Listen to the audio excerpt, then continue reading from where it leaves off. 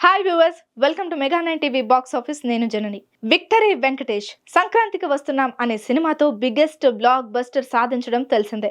కానీ విని ఎరుగని రీతిలో ఈ సినిమా 300 కోట్లు కలెక్ట్ చేసి చరిత్ర సృష్టించింది. దీంతో వెంకీ నెక్స్ట్ మూవీపై అటు అభిమానుల్లోనూ ఇటు ఇండస్ట్రీలోనూ భారీ అంచనాలు ఏర్పడ్డాయి. అయితే ఇంతవరకు వెంకీ కొత్త సినిమా ప్రకటించలేదు. దీనికి కారణం కథ ఫైనల్ కాలేదేమో అనుకున్నారు. కానీ అసలు కారణం అది కాదని వేరే ఉందని తెలిసిందే. ఇంతకీ వెంకీ కొత్త సినిమా కబురు రాకపోవడానికి రీజన్ ఏంటి?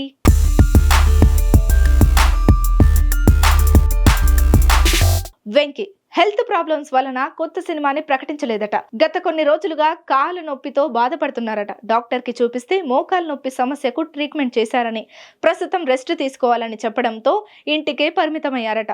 కథలు కూడా వినడం లేదట. పూర్తి హెల్త్ పైనే ఫోకస్ పెట్టారట. 2-3 నెలలు పూర్తిగా ఇంటికే పరిమితం అవుతారని, సినిమాకి సంబంధించి ఎలాంటి వర్క్ చేయడం లేదని టాక్ వినిపిస్తోంది. ఈ లోపు సురేష్ బాబు కథలు విని వెంకీ ఏ సినిమా చేస్తే బాగుంటుందో ప్రాజెక్ట్ ఫైనల్ చేస్తారట. ఏది ఏమైనా వెంకీ నెక్స్ట్ ప్రాజెక్ట్ సెట్స్ పైకి రావాలంటే 3 నెలలు టైం పట్టొచ్చు అనే టాక్ వినిపిస్తోంది. వెంకీతో సినిమా చేసేందుకు 4 ప్రముఖ నిర్మాణ సంస్థలు రెడీగా ఉన్నాయి.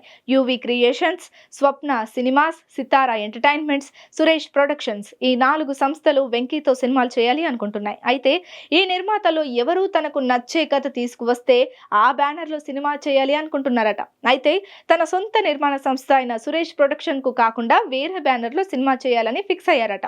ప్రస్తుతానికైతే రైటర్స్ అండ్ డైరెక్టర్స్ తో ఈ నిర్మాతలు కథా చర్చలు జరుపుతున్నారట. మరి వెంకీ ఏ బ్యానర్లో ఏ డైరెక్టర్తో సినిమా చేస్తారో వేచి చూడాలి.